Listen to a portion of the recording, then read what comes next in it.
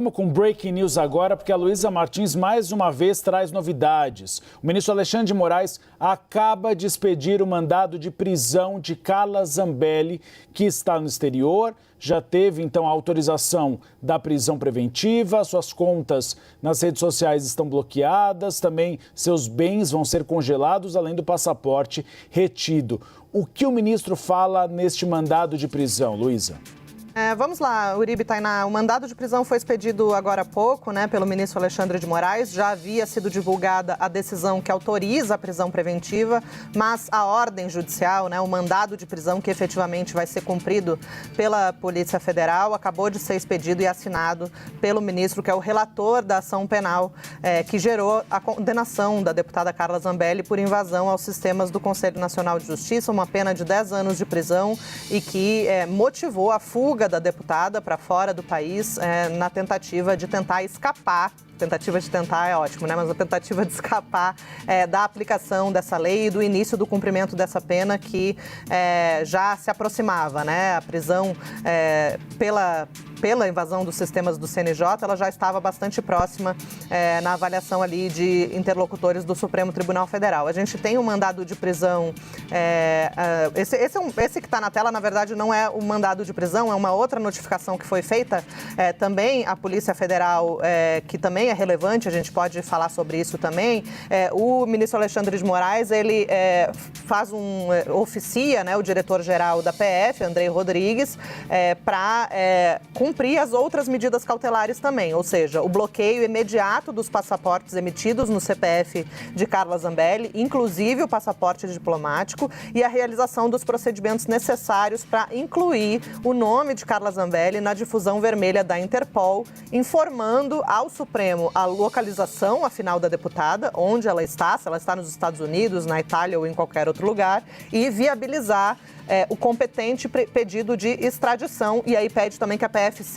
informe o Supremo tão logo cumpra essas medidas. Em relação ao mandado de prisão em si, eu não sei se a gente tem aí para mostrar para a nossa audiência, mas o mandado de prisão preventiva fala que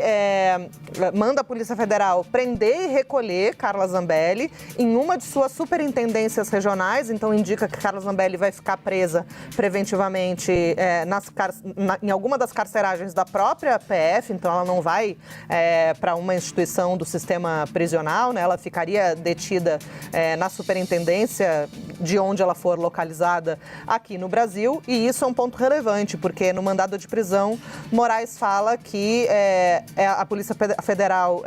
tem que prender e recolher a Carla Zambelli onde ela for encontrada no território nacional. A gente tem aí, então, o mandado de prisão com um selo vermelhinho ali na ponta superior direita, com o selo de urgente, Então é um mandado, como a gente estava falando, de cumprimento imediato. Então, esse é um ponto relevante. Ele manda a Polícia Federal prender e recolher Carla Zambelli em uma das superintendências regionais da PF, onde ela for encontrada no território nacional. E aí a gente pode levantar essa questão, Como a PF vai cumprir esse mandado de prisão em algum lugar em que ela esteja em território nacional, se ela mesma disse que está fora do país? Aí entra a necessidade,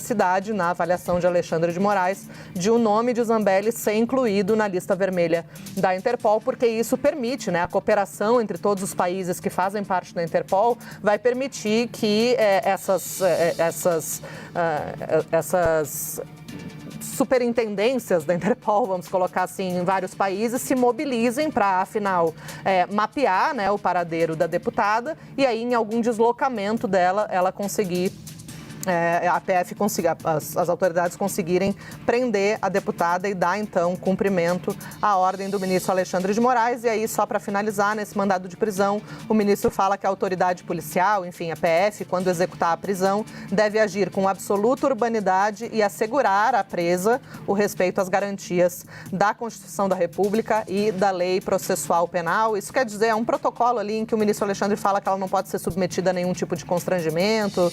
que a prisão prisão deve ocorrer sem espetacularização, né? Um procedimento para que tudo ocorra dentro da lei e ela seja, depois possivelmente passe por uma audiência de custódia, né? E aí essa audiência ateste ali que a prisão aconteceu sem nenhum tipo de arbitrariedade, sem nenhum tipo de constrangimento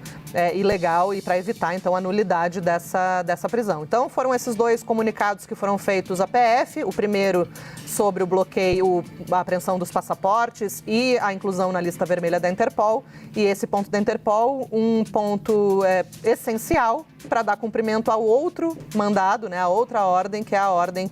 para a efetiva prisão da deputada. E só para concluir, essas comunicações que o ministro Alexandre está assinando ainda, né, elas têm entrado aqui com frequência aqui no processo, elas incluem também ofícios que estão sendo encaminhados às plataformas digitais, a gente estava falando das plataformas agora há pouco, então já foram notificados aqui